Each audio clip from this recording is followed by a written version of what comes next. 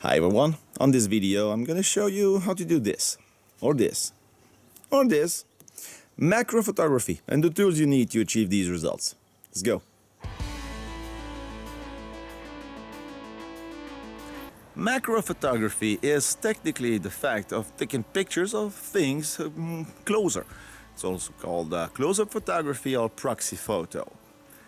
Sadly, you will need a few tools to achieve these results, and this is as close as I can get with my 50mm on my Canon A1, and this is as close as I can get with a dedicated macro lens. But don't be afraid, there are some tips and tricks on how to save money and achieve good results. Let's have a look at that. The first and easiest way to achieve macro results is by using macro close-up rings like this. They basically look like filters and they are magnifier glasses. They come in different dioptries, +1, +2 and usually +3. You simply screw them in front of your lens and you're good to go to take close-up pictures. The image quality is not as good as it is with a dedicated macro photography lens, as we can see in this comparison here. And by the way, this sculpture is of Mr. Serge Gainsbourg, a French singer, and the sculptor is the Belgian artist, Mr. André Thewissen. The quality of your results are going to depend on the quality of the close-up lens. These ones were cheap ones. There are some expensive models, but if you are not really satisfied with this method, there's something else. It's called extension rings. How do they work? Well, you simply insert them between your camera and your lens.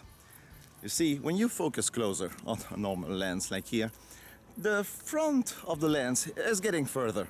And the extension rings, well, they help the lens extending a little bit further, allowing you to focus a little bit closer.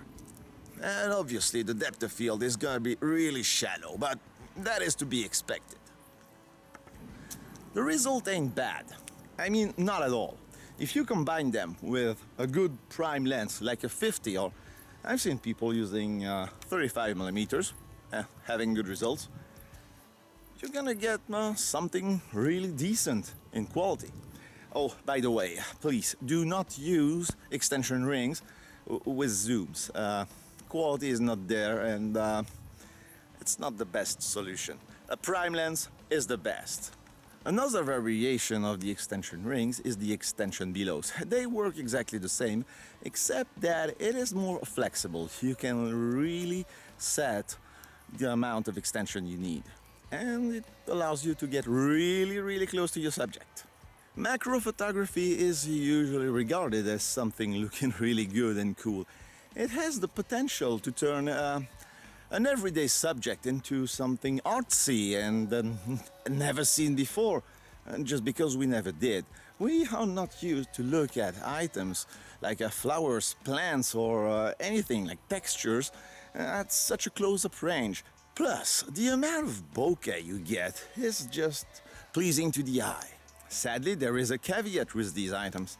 You cannot focus at infinity. In fact, you are only limited to a few inches in front of your camera. So it's not that flexible. If you want flexibility, well, behold the macro lens, or dedicated macro lens. Let's say that the macro lens allows you to extend a little bit more than a normal lens, plus the optical formula is dedicated to give you the best results at close range. But there are very good lenses. This micro knicker here is among the best lenses I've ever tried. So, sadly, they are a little bit more expensive, but the results are there. And don't get confused by marketing mumbo-jumbo. I've heard about people saying, yes, I have a macro lens. But in fact, what they had was a zoom. Well, don't get me wrong again. Zooms are good quality and these lenses are pretty capable, but these are macro capable lens, not macro dedicated lens. So there's a little bit of difference, and the image quality is not as good as a dedicated one, obviously.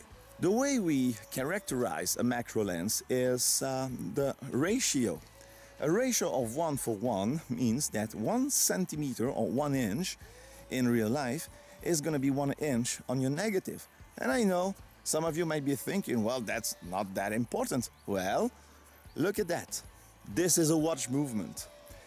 It's on your negative, and the negative is then enlarged when you scan it or print it onto a piece of paper. So 1 centimeter in real life is 1 centimeter on your negative. And, well, see by yourself. Anyway, that's all I've got for you today. As always, thank you for watching. 108 subscribers at the time I'm recording this video, so thank you again. If you'd like to join the community, well, hit the like button, subscribe, and leave a comment down below if you are interested into more photography and film photography tutorials. See ya!